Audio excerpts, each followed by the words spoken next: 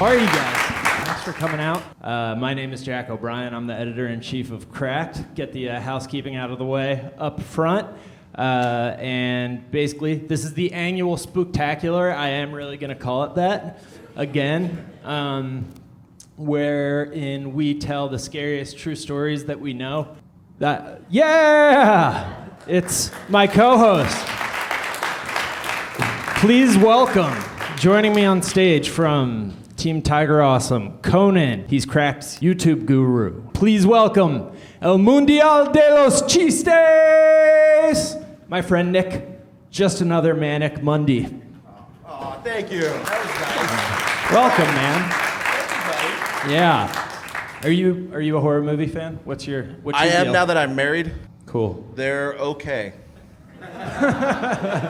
Yeah, I was just saying I have like some criteria that I think are like ingredients for that contribute to the scariness of a story that I'll be looking out for. White children are scary. The stories take place in the wilderness or a rural setting, city, less scary. Religion, if there's religion present, but it has to be Jesus stuff or pagan stuff. It can't be Judaism. I don't think Judaism is scary for whatever reason. No, Judaism is not scary. It's a beautiful religion. It's a beautiful religion. It's that we just should not all scary. revere and not fear. For some reason, hooved farm animals only. So, like Does goats. That count pigs? Goats, I think pigs are scary. Okay, yeah. Lambs, as in silence of, but like chickens are not scary. Dogs are not scary. And as far as cars, they have to be sedans or vans are scary, but SUVs and sports cars are not scary. What else? Nothing else really going on in the news or anything. Well, I got one criteria that's important for like a scary movie. While they're telling their stories, I'm going to be thinking this in my head. The trailer has to have that song, let the bodies hit the floor, let the bodies hit the floor, let the bodies hit the floor. So you got to have some drowning pool in there to get, so you know it's scary. I was joking about there not being anything in the news. Obviously, a lot of people are thinking about Trump. Yeah. I think. So we're going to give all of our presenters 15 seconds up top to summarize all of their thoughts on Trump in 15 seconds. You ready to do this? Let's do this. Let's do it. Let the bodies hit the floor. Let the bodies hit the floor. Our first presenter, artist, was hailed by Mark Maron in Rolling Stone as a comedian who should be big. He just released his third full-length album, Immortal for Now. He is the creator and host of one of the top natural science podcasts on iTunes, Me and Paranormal You. LA Weekly and New York Magazine both named him one of their comics to watch. Please welcome Ryan Singer! Woo! Right there. I think the 15-second top of the thing about Trump, I think what I'd like to say is that in these times, it's really easy to get swallowed by the darkness, and I think we all just need to love each other. That's all I have to say. I think it's close to my heart what I'm going to talk about because it's so scary, because I love to hike and I love outdoors. But after what I'm about to tell you, you may never want to go camping in a national park or go hiking ever again. There are over 1,000 missing person cases, unexplained, of people who go missing in national parks under mysterious and bizarre circumstances with no real explanation. And, there's a book. The book I'm referencing mostly here is Missing 411, written by David Paulides, North America and Beyond, stories of people who have disappeared in remote locations of North America and 5 other countries. I want to specifically focus on the national parks in the United States of America. Yosemite is the biggest cluster, as he refers to it, of missing people. And most of them are under 10 years old. Okay, so this guy used to be a cop for 20 years. He's got an undergraduate and a master's degree from the University of San Francisco. He's written 5 books now about this. Some people will try to discredit him. I think that happens a lot. When you hear scary stuff that's real, you try to discredit the source to try to ease your own mind and think this isn't possible. The traits of these missing children, there's no fallout or evidence of struggle of any kind, as if it was a surprise. The tracking dogs cannot find a scent of the children that go missing. And if they do, it is always up a mountain. Even in cases of 18-month-old children who go missing. How would they scale a mountain? I'm not exactly sure. Most of these kids are found up to 700%, if not further, outside of the standard parameters of search and rescue ranges. One kid made 14 miles in 3 hours with no shoes on. But the condition of his feet, or of the kid's feet, were never mentioned in the articles or the police reports, which seemed to be a very telling thing. Was the kid carried? What was going on with the kid's feet? So when you say that he made 14 miles in 3 hours, like they found him 3 hours later, 14 miles away? Yes. Jesus. So the National Park Service has one of the largest law enforcement groups that patrol open spaces of federal land, obviously. Every moderately sized law enforcement agency in the United States of America has a website, and on that website they have a missing persons section. The national parks do not have a missing persons section. In fact, they do not even have a database of all of the people who have gone missing in the national parks, which seems crazy to say out loud, but in fact it is true. All freedom of information requests by Mr. Polides usually come up empty-handed. They refuse to hand over the cases. So I don't know what's scarier here. The national parks don't want people to stop spending their money at the parks, or are the people at the very top covering something up? So that's the question here. Maybe Trump's right about cutting the funding for the national parks. Yeah, privatize these sons of bitches. Yeah, right? See, I think what we need to do is make like a badass national park action movie. See, I think it's clearly a horror movie. It scores very high on my white children, wilderness, and hooved animals. You mentioned a horse in there. Starvation is also a thing. Can you describe just the chupacabra real quick? This Halloween, Chupacabra, goat sucker. His appetite is no longer just goats. Now he wants sorority girls. Ooh, something's got to give. Give it up for Brian Singer, guys. Yeah, join us over here. The next artist is a hilarious writer, performer, and editor at Cracked. He goes by many names: the Serge, Captain Boats a lot, the Party Weasel. I only made one of those up. Mr. Joshua Sargent.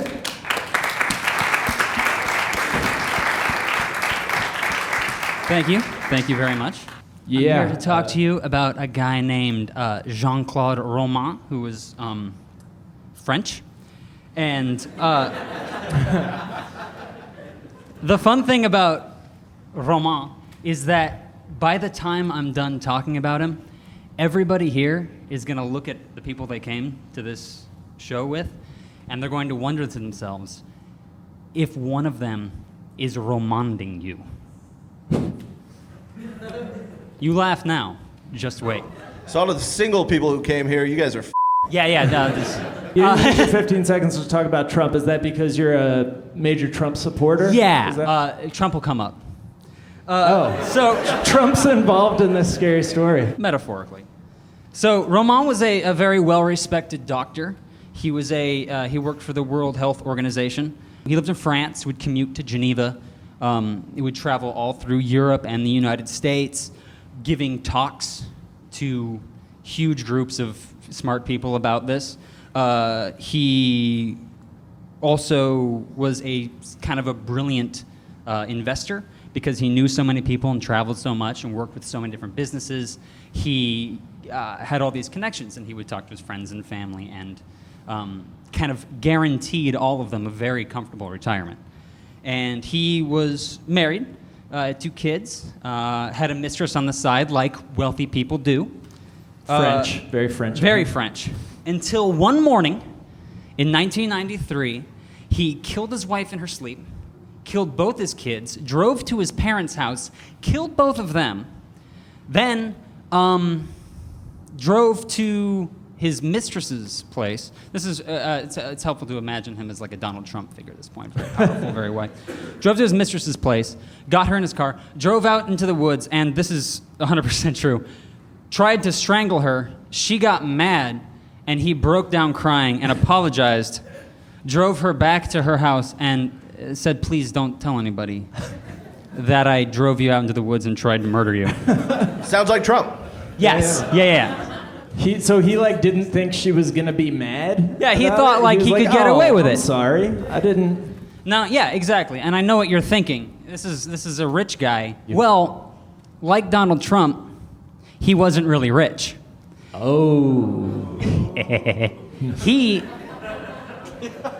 didn't actually work for the World Health Organization. 18 years before this, he had skipped an exam in medical school. And instead of telling anybody, he told his parents and all his friends that he passed it with flying colors. And he continued to attend classes or pretend to attend classes in medical school for 6 years. Then when he pretended to graduate, he just went to graduation, left, and was like, yeah, totally did it. He pretended to get a job at the World Health Organization. He met his wife, married her, they had 2 kids. And you might be wondering, where did all the money come from? Well, remember how he had invested and guaranteed all his friends and family comfortable retirements? No, he just took their money and lived off it. And he did for almost 2 straight decades. He lived a not even very well put together lie. When he would take these long trips where he was giving talks around the world, he was actually staying in a hotel near the airport. He would drive to the airport and then go to a hotel.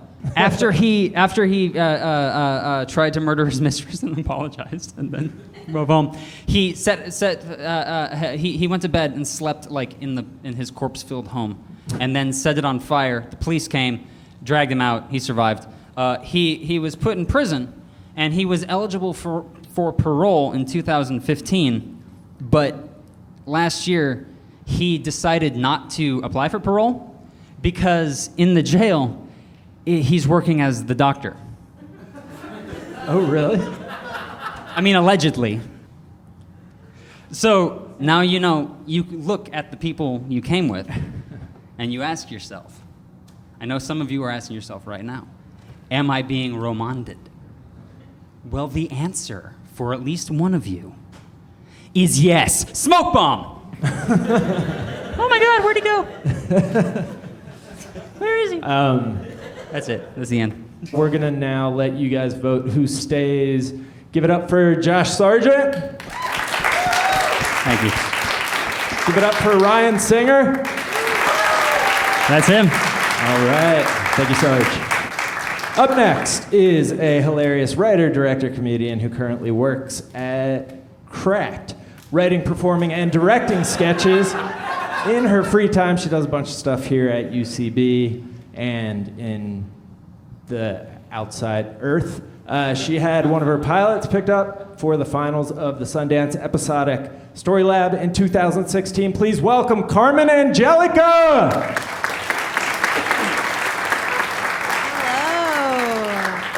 I guess my scary story, I'm sorry, but we're living it. Oh, no. It's the clowns. I don't know if you guys have heard this, but there are clown sightings all over the United States right now.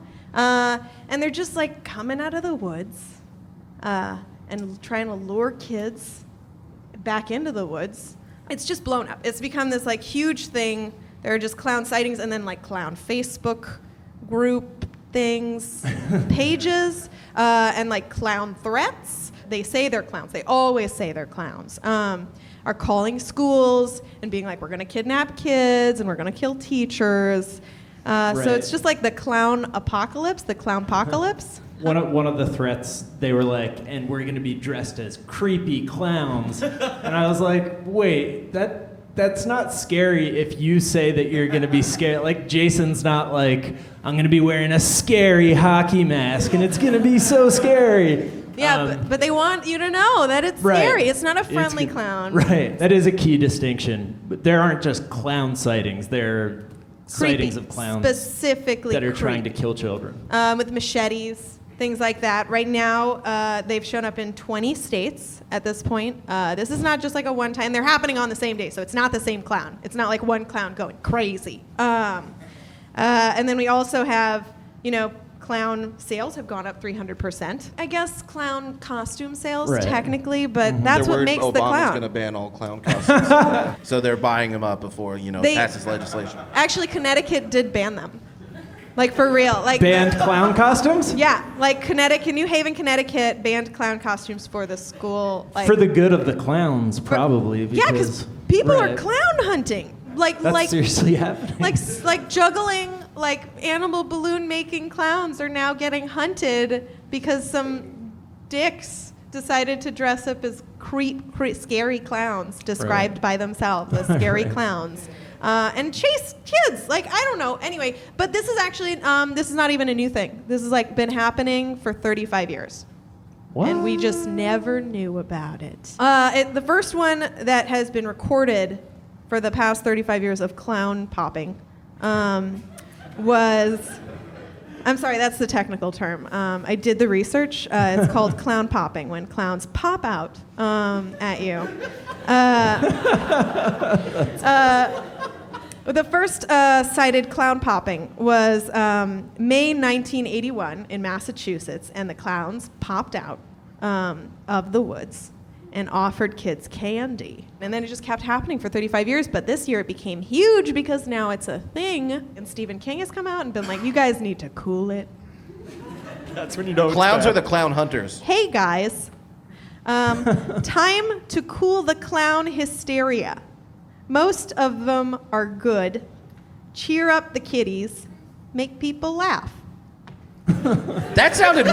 That's the scariest thing he's wrote in like 20 years. Cheer up the kids. Yeah. Okay. I think that saying kiddies to me weirdo. was like, nah, like just, Right. You're looking at head clown right there. Stephen King. yeah, Stephen King definitely ruined clowns. he did it. He started it. He did. He started it. Treat the kiddies well. A theory that I heard from a friend, and I love this theory, that it started because somebody was like, I think I see a clown. And then the news was like, oh, somebody sighted a creepy clown. And then it was like butt chugging, where the news was like, kids are butt chugging. And then kids were like, butt chugging's the thing? And then they were like, well, I might as well try it. And so like a bunch of people went out and got clown costumes and decided to creepy clown pop. Did you make clown popping up, or is that an actual thing that people are saying? I would like it to start. Okay. Just imagine clowns coming out of the woods like, Shoot him! Shoot him! You do an amazing Was that not- breakdancing clown, Ryan. That's I didn't say. I'm sorry. I didn't say. It's not. Sam, no! It's not popping clowns. It's clown poppin'. Oh. Thank you. Popping clowns. Poppin' is clowns who Okay. pop out poppin'. Okay. all right. Give it up for Carmen and Angelica. How's it do on your checklist? On the checklist, we have wilderness. Clowns is its own category, so it scored well there. And Pennsylvania, I've decided, is its own category, and it. Children. Yeah, and white children. Yeah, it's got to be white children. All right, give it up for Ryan Singer. All right, Carmen, I think you stay. Huh? Oh. Okay. Yeah, it's tie goes to the new person. Get out, clown. Thank you, sir. Up next is a stand-up comedian, writer, and actor that has appeared on BBC 2, BBC 3, Channel 4, Channel 5, HBO, and Comedy Central. He's performed stand-up around the world, including Just for Laughs in Montreal, and was nominated for the Best Comedy Show at Edinburgh. Please welcome Eric Lampart. Hi guys. Hello. Hey. I sound British, but I'm actually French, so I thought I'd talk a little bit about the French Ripper. Ooh. Yeah, yeah. So he's known as l'éventreur du Sud-Est, the sort of the ripper of the southwest. Sorry. He was also known as the killer of little shepherds, which sounds cute, doesn't it? But they were it's tiny shepherds, but Right. no, they were children. So that's where it's sad. That's why it's sad. So he was known as the French Ripper because it sort of happened at a similar time to Jack the Ripper. And so let me set the scene for Paul Joseph. Joseph was the 15th child to be born into his family, which is like actually quite impressive, isn't it? His mum and dad, well done. Right. That is a lot of f***ing. Oh, you can't see it, but he also did the finger into the whole Right. motion too. Yeah, this is a recurring theme. There wasn't that much to do in 19th century France. You know, it was either you're gonna or you're gonna kill. And Joseph, very clever, he combined the two. Very clever man. So his family were peasant farmers. The name Vacher actually comes from cow herders. They were cow herders, which is quite clever for a big family. If you've got cows, that's how you feed the children. You just put 4 kids under an udder. Food's bon appetit. Right. Right? The mom doesn't have to do all that work. Right, I think it's quite clever. So he tried to escape poverty by joining the army, and there, because of his bad temper, there was no promotion. He hated it. And then he went on leave and he fell in love with a woman. And that's where it all began. He fell in love with a beautiful young woman called Louise, and she said no. And he was like, but I can grab you by the pussy. And he was like, and she was like, no, you fucking monster. And that's where it originated That doesn't from. work? I thought. Well, it clearly didn't. She said no to him. You know, not every French person is as handsome as me. Good day. Then he flew off. So her rejection plus his frustration at not being promoted, he decided to kill himself, right? And so he took a blade and he sliced his throat. And it didn't work out. He actually failed at killing himself. And this is maybe where his first taste of blood actually happened, literally. Like, he cut himself and he was like, oh, this is nice. And the army dismissed him after his suicide attempt, although there is reports that his suicide, this is genuinely true, there's reports that his suicide attempts impressed the army so much that they were like, you know what? We didn't like your bad temper, but since we saw you fail at killing yourself, you are now corporal. Wait, that's how he got a promotion? Yeah, oh, weird, isn't it? But that's one of the reports. Now, down on his luck, he tried to seduce Louise again by asking for her hand in marriage. He didn't learn his lesson from the first time, and she obviously said no and mocked him for asking. So, like any normal man who is rejected twice, he tried to kill her. Classic. That's how I got married. I was like, oh, twice, So he tried to kill her. He shot her 4 times, but unbeknownst to him, she actually survived, which is great. And then he tried to. This men's rights activist sucks at killing. He's so bad. And then he tried to kill himself again. And again failed. He shot himself in the face and failed. Which makes me think, like, what were bullets made of in France? Right. Like, was it like baguette guns and Baby Bell ammo?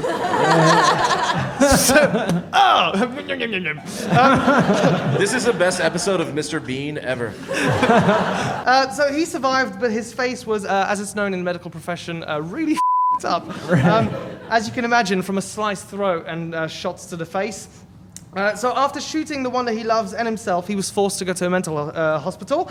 Wait, he didn't get another promotion? President!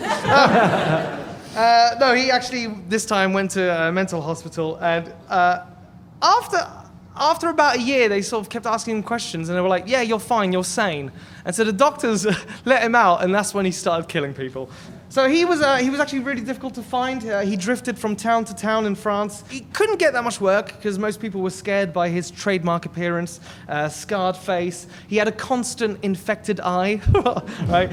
He had a rabbit fur hat. And this is the best thing. He always carried around an accordion. Like, how did his victims not hear him coming? Did you hear that, Pierre? No, that was just the wind. Stab, kill, fuck. So his reign of terror ended when he attempted to assault a woman, but she screamed bloody murder, and her husband and son came to the rescue. And they called for the police, but this is the best. They called for the police, but while they waited for the police to arrive, they just held him in a local tavern, where there was loads of people, and he played the accordion to entertain everyone. Even the husband and wife were like, this guy's good! If you're famous, you can do anything. That's a joke. That's a joke. From the clown that you have as president. Anyway, he was sentenced to death on 31st of December 1898, which is a good way to end the year. Death by, again, very French, guillotine. Nice. Did it work? This time, well, it did because he already helped a little bit by cutting the throat. On the morning of his death, he was dragged to the guillotine by the executioners, which I found strange considering he tried to kill himself twice. His final words were, "You think to expiate the faults of France by having me die, that will be not enough. You are committing another crime. I am the great victim," which is a cool way of going out. But everyone else was like, "Oh, do off." Especially because his eye was probably pussing out. Right. On another note, this is about the executioner. After he cut Joseph's head off, he actually developed a phobia of the sight of blood. Oh. And he stopped, he never worked again, cutting people's heads off. So it's a happy ending. Yeah. Right. So yeah, that's Joseph Vacher. Awesome. Give it up for Eric, you guys. Give it up for Carmen. All right, Eric stays. Let's see. Our next artist is a stand-up comic and performer described as having the worst aura. She was named a comic to watch by SF Weekly. She produces the Los Angeles branch of the long-running San Francisco show The Business. She's co-host of Terrified with Dave Ross, part of the Nerdist Network. Please give it up for Anna SEREGINA. Hello. Hi. I wanted to talk about what is incorrectly known as America's first serial killer, H.H. Holmes. There is one theory that I really like, that he is actually Jack the Ripper, which is, a little spooky. Although I say Jacques. Jacques. Anyway, so he was born in New Hampshire, classic American boy.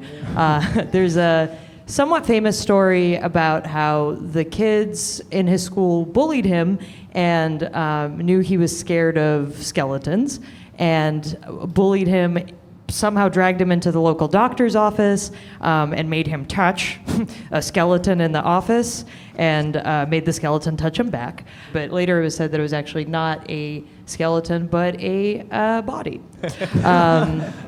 So eventually he went to medical school. There he would steal cadavers and commit insurance fraud with them. He may or may not have graduated medical school. He eventually gets a job working at a pharmacy where he poisons a young boy, and didn't we all? And He hates little boys, huh? he hates little boys. Eventually flees because people are starting to be like, a lot of little boys are dying around this man. And so he changes his name eventually to H.H. Holmes. He was born Howard Webster Muggett. And he moves to Chicago, and he decides to start building a 3-story building just in time for the Chicago World Fair. This 3-story building on the bottom would host businesses, on the top floor, actual rooms, and his room. And then the middle floor, Enchante, had like weird angled hallways, doors that led to nowhere, staircases that led to nowhere. Inside Trump's brain. Inside Trump. There's a lot of Trump, because he also would hire contractors for just like a couple days and masons, and then he didn't want them to know what's going on, so he would fire them. But as he would fire them, he would be like, you were incompetent, so no pay. So it's exactly like Trump. But they would, the rooms on the second floor housed torture, like different kinds of torture rooms. There was an asphyxiation room. There was a hanging room, which, do you need a whole room? But all right. And he would send the bodies from the second floor to the basement where he would experiment with them. And so At the time, eventually, of his death, he admitted in his confession to have killed 27 people. They think it may have been as many as 200. And his prime time was during the Chicago World's Fair. He would lure in women who often were traveling alone to see Tesla, and then would offer them cheap rooms, lure them into the house, and then they would never come back out. He was also very handsome, and he slept with a lot of the women. So You said that like it was a pro. I mean, at Easy least he on looked the good. eyes. He was handsome. What can I say? I'm not going to blame the guy. He looks good. He owned property. I mean, come on. He owned property. So after he died, about 30 people who had been affiliated with his conviction went missing. And the New York Times at the time referred to it as the Holmes curse. And there is a theory that he just paid off somebody, the executioners, to stage his death. He had very specific ways in which he wanted to be buried, which was 10 feet underground and in concrete. It was just so strange. The superintendent of the prison died by poisoning. The father of one of his victims died in a gas explosion. The office of the claims manager for the insurance company that Holmes had cheated caught fire and burned, and everything in the office was destroyed except for a framed copy of Holmes's arrest warrant and 2 portraits of the killer. I mean, he's quite talented. Very talented. But there is a link to him having been in London at the same time as some of the Jack the Ripper killings. So he had a reason to be there, and there's on file evidence that he had gone to London and tried to sell a skeleton to one of the hospitals in London and was turned down because London didn't like that. So a lot of people take issue with the fact that he could have been Jack the Ripper because the modus operandi was so different in the Jack the Ripper killings. Like, it was just prostitutes, and then here it was predominantly for monetary gain. But I mean, I don't know, maybe just the guy liked to kill. And abroad, we're all a little different, you know? Yeah. I'll be honest, Jack. All these stories are depressing. What? The 3-year-old that was found in the woods was like the nicest All one. right. Oh, you hate 3-year-olds. All right, give it up for Anna. Give it up for Eric. Okay. That is all the time we have, actually, guys. Thank you so much for coming out. Please give it up for Anna, Nick, and all of our presenters. Thanks, dude. Thanks, guys.